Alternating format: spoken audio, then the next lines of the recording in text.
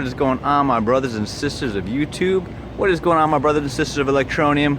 What is going on, my brothers and sisters of the World Wide Web of beautiful people, wonderful people? This is your brother Rasta G coming straight from the heart of the Electroneum universe. I'm in downtown Norfolk, Virginia right now, hanging out at the Norva. Just got done working with the Ex-Ambassadors, a fun rock group that you guys probably have heard of. Anyway, just having some fun out here, and I went online and saw that the video with Jane King from KRON in San Francisco, I believe, just got released. So let's go ahead and take a look at it. It's a nice little 6-minute video. So we'll take a look at it and see what you guys think. Hope you guys enjoy. All right, one love.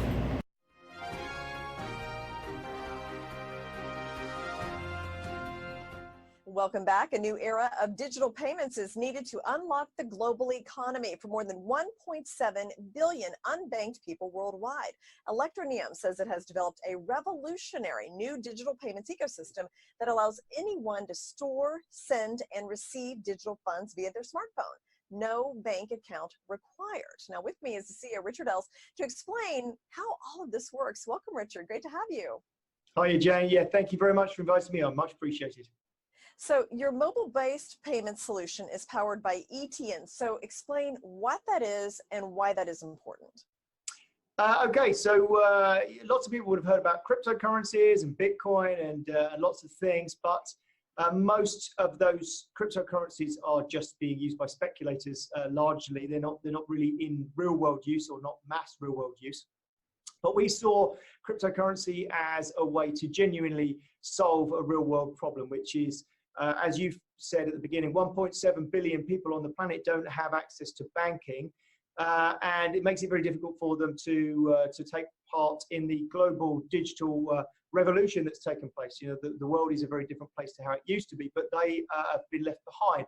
So we thought, can we unlock this with a cryptocurrency that's tailor-made to work on smartphones? And we think most assuredly the answer is yes. Okay, so somebody can take a smartphone, which they will have a digital wallet on there, and they can use that to purchase everyday items like bread or coffee?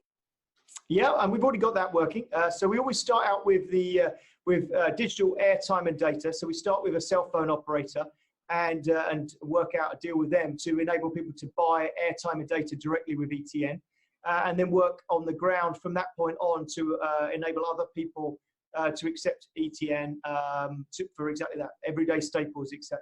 And an important part of it is that we have some other software that's literally launching this quarter, which enables people to learn a new digital skill and list that digital skill for sale into the developed world. So that sort of joins the economies together.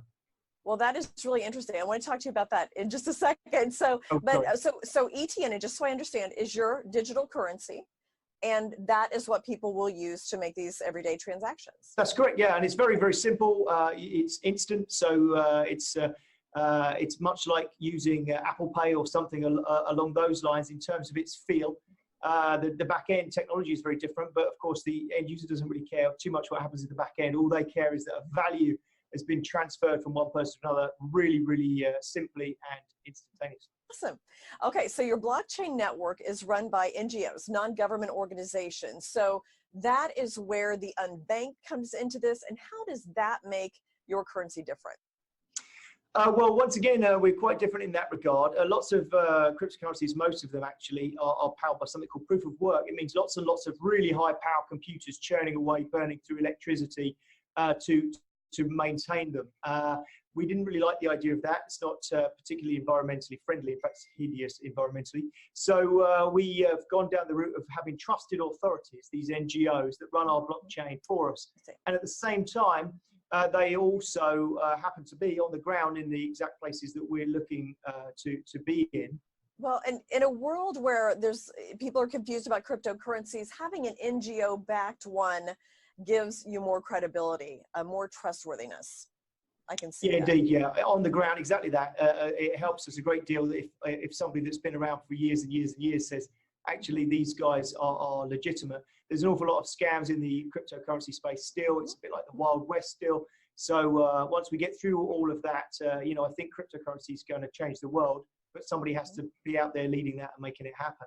Now let's go back to that software issue that you brought up earlier about how you're, in addition, teaching people some technical skills. Did I understand that right? That is an e-learning platform, again, based entirely around smartphones.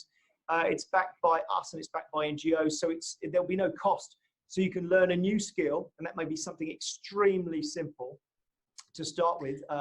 Could be creating social media videos by moving twigs and leaves around, or it could be much more advanced, creating HTML pages or whatever. But those skills can be learned one little tiny piece at a time, and those skills can be sold on the other website. Absolutely. Now, how do you feel about regulation of cryptocurrencies? I know a lot of governments are wrestling with this right now. Various countries are in all kinds of different stages about this. What's your take on regulation?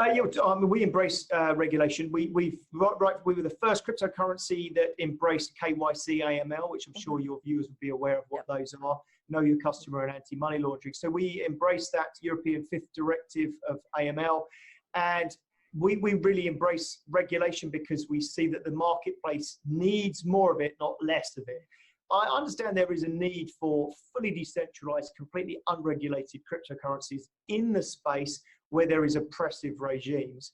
But actually, largely, governments are not that way. Most governments of the world are there for the people and to protect the people. Hey, thank you so much, Richard Ells, and best of luck to you. And I just think it's fascinating how digital currencies are changing the world. I mean, this world could look very different in another generation based on all this. It absolutely will. Yeah. Thank you very much. I really appreciate your time.